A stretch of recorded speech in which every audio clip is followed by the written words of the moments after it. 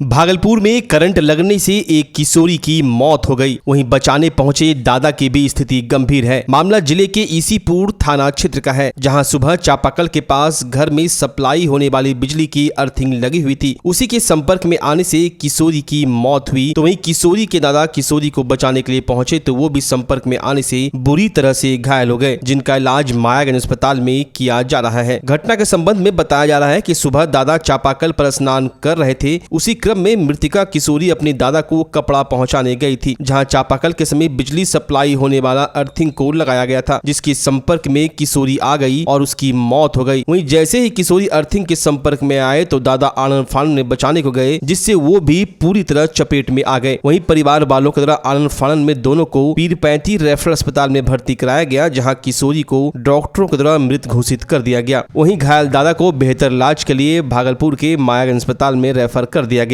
मृतिका किशोरी की पहचान ईसीपुर थाना क्षेत्र के हरदेव चक पंचायत निवासी कृष्ण मोहन गौड़ की 13 वर्षीय पुत्री अनुष्का कुमारी के रूप में हुई है। वहीं मृतिका किशोरी के घायल दादा की पहचान द्वारका गौड़, जिनकी उम्र 60 वर्ष बताई जा रही है। मृतिका के पिता कृष्ण मोहन गौड़ मजदूरी का काम करते हैं, तो वहीं उसकी मां गोकुल मथुरा में सेविका के कार्य पर कार्यरत है। किशोरी 9वीं कक्षा की छात्रा थी। अगर आप अपने बच्चों की हकलाहट, तुतलाहट या मूक बधिरता को लेकर चिंतित हैं या बढ़ती उम्र के साथ बहरेपन की समस्या से परेशान, तो चिंता छोड़िए, क्योंकि अब भागलपुर में आ गया है इन सब का समाधान। Nirala speech and hearing clinic. Audiology, speech therapy के साथ साथ विश्व स्तरीय best digital hearing aid with rechargeable and Bluetooth facility. तो आज ही सुनने की जांच कराएं तथा सुनने की मशीन लगवाएं। निराला स्पीच एंड हियरिंग क्लिनिक। हमारा पता है बड़ी पोस्ट ऑफिस के सामने, मेट्रो मिर्ची रेस्टोरेंट तथा सेंट्रल बैंक वाले रोड में, भागलपुर। मोबाइल 7050193341। हमारी 2 और भी शाखाएं हैं। पूर्णिया में Panchvati complex, Bihar talkies road, Line Bazar Purnia, और अररिया में टाउन हॉल के सामने वाले मिर्जा गालिब रोड में, AB मेडिकल के समीप।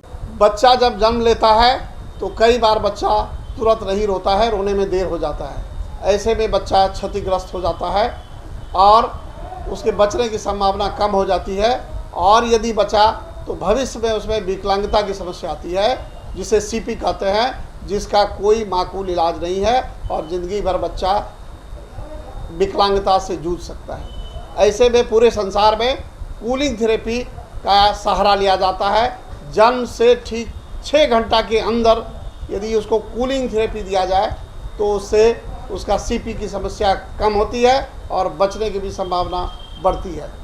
पहली बार बिहार झारखंड में आपके शहर के स्नेह नवजात शिशु बाल सेवा केंद्र में यह मशीन उपलब्ध है।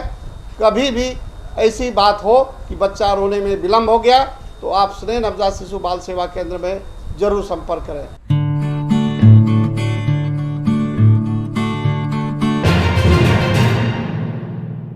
विश्वकर्मा महासंघ के बैनर तले विश्वकर्मा मंदिर मोदी नगर में बैठक का आयोजन किया गया। बैठक का मुख्य उद्देश्य था सभी विश्वकर्मा समाज एकजुट हो। इस बैठक की अध्यक्षता रंजीत मंडल के द्वारा किया गया। बैठक में मुख्य अतिथि के तौर पर भागलपुर नगर निगम के पार्षद अमित ट्विंकल उपस्थित थे। अमित ट्विंकल ने कहा कि पूरे बिहार में हमारा विश्वकर्मा समाज 8% की भागीदारी रखता है। इसके बावजूद भी चाहे लोकसभा चुनाव हो, चाहे विधानसभा चुनाव हो या फिर कोई भी चुनाव हो, इससे विश्वकर्मा समाज को दूर ही रखा जाता है। लेकिन अब ऐसा नहीं होगा। हम लोग राजभवन कूच करेंगे। इसके लिए 30 जून को प्रांतीय सम्मेलन का आयोजन किया गया है, जिसमें विश्वकर्मा समाज के सभी लोग बढ़ चढ़कर हिस्सा लेंगे। आज की इस बैठक में रंजीत पोद्दार, विशाल, रंजीत शर्मा, विजय शाह, बालेश्वर शाह, प्रकाश ठाकुर, रुपेश शाह सहित कई लोग उपस्थित थे। आज भारतीय विश्वकर्मा महासंघ की बैठक आज विश्वकर्मा मंदिर के प्रांगण में रखी गई है।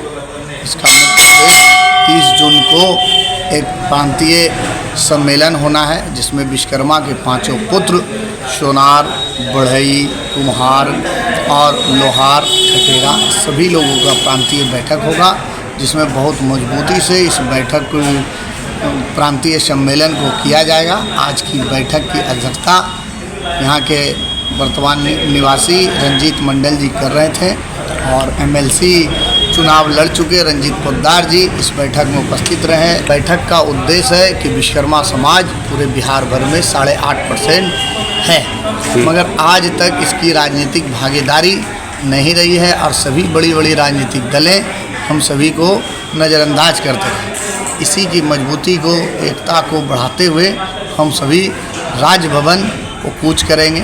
उसी की तैयारी है। जब हम 8% 8.5% हैं तो हम लोगों के भी राजनीतिक में सीटों की भागीदारी होनी चाहिए।